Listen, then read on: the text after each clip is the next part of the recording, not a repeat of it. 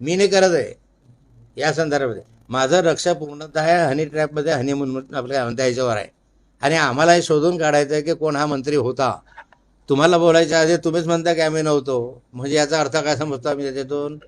का असं तुम्हाला वाटतं की आहे? का असं वाटतं की नाथाऊला टार्गेट केलं पाहिजे? मी माझं काम करतोय ना. मी कधीही तुमच्या माझ्या आता माझ्या मुलाविषयी बोललो, परत दुनावतो की तुझ्यात ताकद असेल, तुझ्यात हिंमत असेल आणि खऱ्या अर्थानं तुझे पत वरच्या बाजूला असेल, तर त्याने माझ्या मुलाच्या खुनाची चौकशी की म्हणतो का आत्महत्येची चौकशी सीबीआयकडून करावी. नाथाभाऊ तयार ना. कारण गिरीश महाजन हे बोलतो कशामुळे? माझा एकुलता एक मुलगा गेला, त्याचं दुःख मला आहे. पण गिरीश महाजनला मुलगाच नाही आहे, त्यामुळे मुलगा गेला तर दुःख काय असणार आहे त्याला? आणि मी 7 दिवस नव्हतो, मग 3 दिवस मी आधी नव्हतोच ना.